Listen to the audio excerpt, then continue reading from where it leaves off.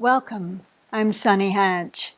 I'm a faculty scholar in the John P. McGovern Academy of Oslerian Medicine, and today I'll be speaking with Dr. Premal Patel, Dr. Matthew Dasho, both are Oslerian faculty scholars, and Kara Jenks, who's a student scholar in Oslerian medicine. Each month, faculty within the Academy discuss bodies of work relevant to William Osler. And Premal had discussed one earlier this year on typhoid fever, and I thought that'd be a great topic for us today. It's very intriguing. Premal, could you give us a little bit of highlights from this reading? I picked this reading because Osler is known as one of the first infectious disease doctors. And as I was looking for a reading that honed in on an infectious disease topic related to Osler, I found many readings on typhoid fever. His approach to typhoid fever, especially in this reading, typifies his very characteristic approach, which goes beyond just the individual patient. So in here, he describes 10 cases of typhoid fever in 1892, ranging in the months of August to November. Within that, there were also 4 deaths. He actually went to the house in Maryland where these cases occurred and chronicled these 10 patient narratives. The first patient was a 37-year-old male who became ill in early August and was initially diagnosed with malaria and then thought to have typhoid when he developed diarrhea and delirium. He eventually recovered. His wife fell ill and was the second patient. She had fevers ranging from 101 to 104, had hemorrhages as well, and then eventually recovered. The third patient was his sister, who was 28 years old, ended up having what was characterized as a very bad attack, but did also recover. The fourth patient was his sister, who was 21 and had a fever with severe hemorrhages and ended up passing away. The fifth patient was his son, who was age 3 and became ill in September with what was characterized as a mild attack with fever, abdominal symptoms, and the very characteristic rose spots. The sixth patient was age 35, had fevers, headache, diarrhea, and multiple relapses of high fevers, ended up becoming delirious with great pains in his legs and feet, and was taken away from the house. The next couple of patients were actually healthcare workers. The seventh patient was a nurse who had typhoid fever and ended up passing away. The eighth patient was also a nurse who ended up passing away from typhoid fever. The ninth patient was a nurse with typhoid fever who also ended up passing away. And the 10th patient was a sister who, according to the doctor's description, had typhoid fever but was kept away from the house. She eventually recovered. Osler goes on to describe every nook and cranny of the house itself. The description of the house is in great detail. He describes it as a comfortable, old-fashioned square stone house, about 78 yards in front and to the left of the house, up on a hill. He also describes the opening of the kitchen, which is a T-shaped extension, and covered stoop or porch. Beneath the floor, there's a cistern square, collects the water from the roof, and at one time also received water from the spring, which was pumped up by a ram.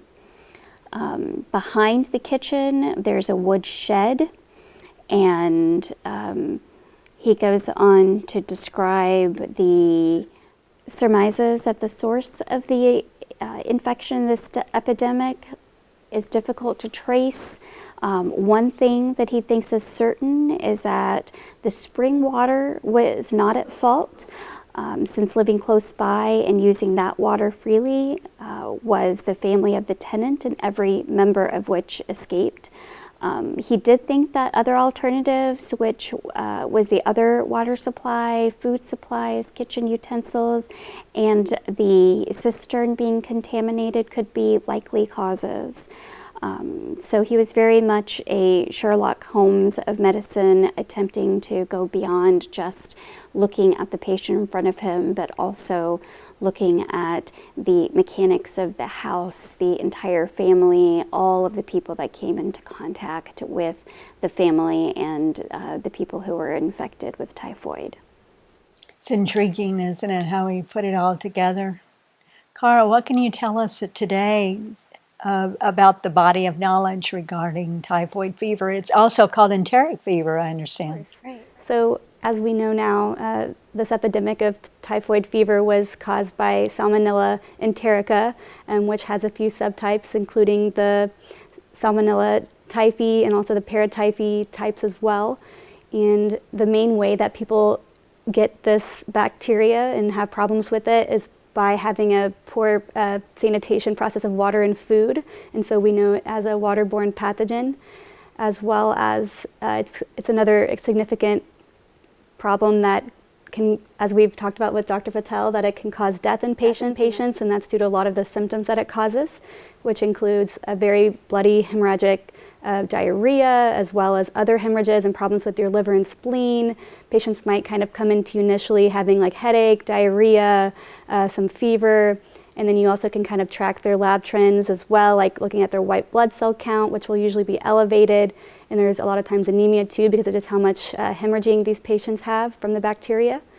And it's also important to know that, you know, back in Osler's day, we didn't really always have, really any of the technology compared, like in terms of antibiotics that we do now. And so it is a lot more treatable. We have antibiotics now, which are very helpful, even though there is some antibiotic resistance with this bacteria. So there's also a few vaccines that are now available for this as well. We don't have them routinely here in the United States, but we do recommend them to certain epidemic areas for travelers. And then we also help, or there's a lot of organizations that try to help with vaccinating the areas that have the problems as well.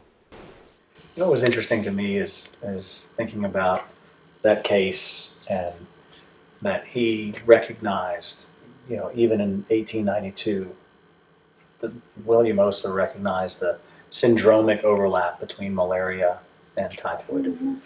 And that's still a global problem today, where in places across the world where you don't have the diagnostics for these diseases, you rely on syndromic diagnosis. Mm-hmm. And who was better at syndromic diagnosis than William Osler?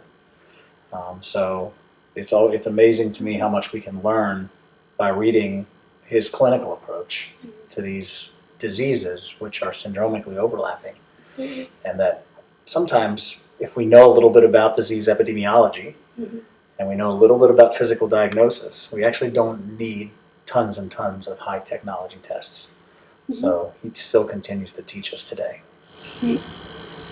And even today, I know we have a lot of overlap with certain viruses, especially in Latin America. And so I know that there's a lot of research targeted at differentiating those, because a lot of times the viruses come out the same way, like chikungunya, Mayaro, even dengue. A lot of times they can all seem very similar, and it's hard for people to, or like practitioners, to separate them. But right now, I guess we don't have many great treatments. So clinically, utility is low, but we need to know all these things so we can help find better vaccines and treatments. You're right. And I understand that humans are the only known host for this. Is that right? Right. I think so. So, Matt, you and Premel, you're global health physicians. And to me, I sit back and I look at this man, and he ran into the house. You know, it's kind of like being a firefighter running into the fire and not away from it. I can tell you that I probably would not have been one of those individuals to run into the house where people were dying and actively ill. But you do that all the time. And Matt, maybe you could tell us about what you're seeing today in global health that relates to this type of situation. Yeah, well, some things in that reading really do resonate with global health today. One of the things that resonates with me, I'd say first on the list, is that 1892 Maryland is not far off from many parts of the world right now, where the burden of disease related to waterborne illnesses remains very high across the world.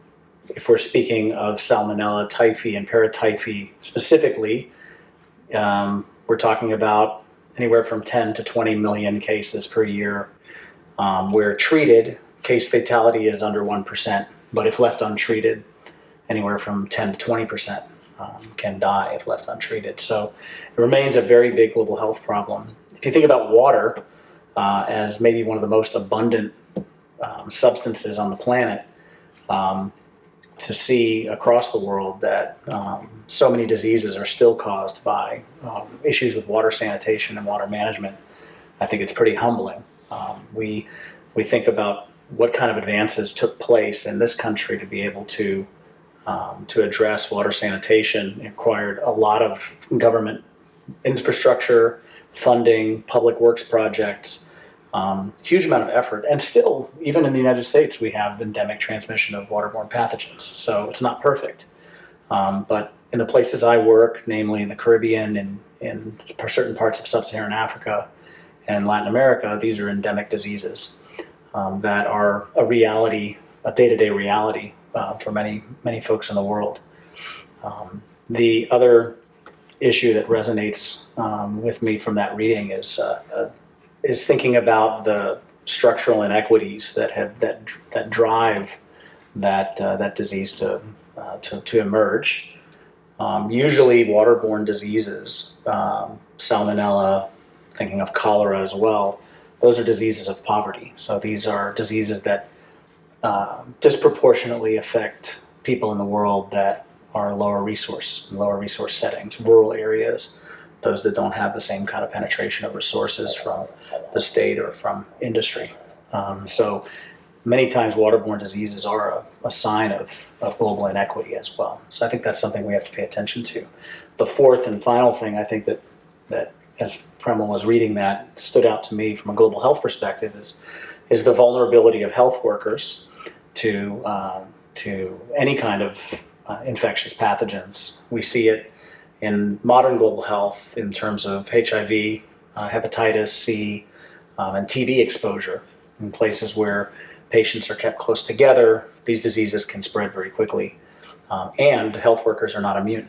And so seeing that many of the caregivers of patients with salmonella were the ones that were affected, I think that should call us to pay attention to the plight of the health workers across the world that, like you said, are going into these situations. Sometimes, you think of right now the Ebola outbreak in DRC, where, people, really hardworking, dedicated health workers, many of whom are from that country, are going in as best as they can to address what is a really life-threatening epidemic. So as you said, going in like a firefighter, but those people are fiercely dedicated to their patients and to their communities, which I think also is something that would resonate with Sir William. I understand you have a video clip to share with us as well. Yeah, I do some work in the Dominican Republic. In the Dominican Republic, it's a middle to high middle income country located in the Caribbean. Many may know it as the most popular tourist destination in the Caribbean, which is amazing. It receives 2.2 million people from the United States every year. It's an interesting country because much of the endemic industry is sugarcane, and sugarcane is hard, backbreaking labor taking place in these very rural areas. And most of that work in the Dominican is done by migrant labor from Haiti, where there's a border shared between the Dominican Republic and Haiti, so a very porous border across which flow thousands of people seeking work and a better life. So many of them settle in these in these rural areas called bates, which are really just sugarcane plantations. And so issues with water sanitation and the diseases that you see because of poor water sanitation are highly prevalent in those bates. We're grateful because both the Dominican government and international organizations like Rotary International have programs that are trying to address waterborne disease. But these are, again, diseases of poverty and structural inequity. So some of the interventions are far too downstream and don't get at the root of the problem. So that's probably the root of the video that you're going to see is some of the communities that we work in rural Dominican Republic, where people, labor day by day and face health challenges throughout. So what resonated with me about this reading that also pertains to global health and locally what I do as an HIV physician is in Osler's day, typhoid fever and treating patients with typhoid fever was very similar to what it was like treating patients with HIV in the 90s and early 2000s, where there wasn't appropriate treatment, and a lot of patients were dying, and a lot of healthcare providers, physicians were refusing to or didn't feel comfortable treating those patients. And just like Osler, many healthcare workers, despite their own fears and trepidations, went out of their way to serve that very vulnerable patient population. So I feel that even though this was, written in the 1800s, that there's still many parallels, not only with our own kind of current history, but things that are happening in the world today. Yeah, Osler was never afraid to run into a fire. I mean, if you think about it, he was he went into the smallpox ward in Montreal in the early phases of his career to go and take care of people with smallpox. He did pathology specimen. He did dissections of people who passed away from smallpox. So he really was one of our first humanitarians, wasn't he? William Osler was a good physician. He was relevant yesterday, he's relevant today, and will be relevant in the future. Thank you again for joining us, and as always, practice medicine with your head, your heart, and your hands. UTMB Health, working together to work wonders.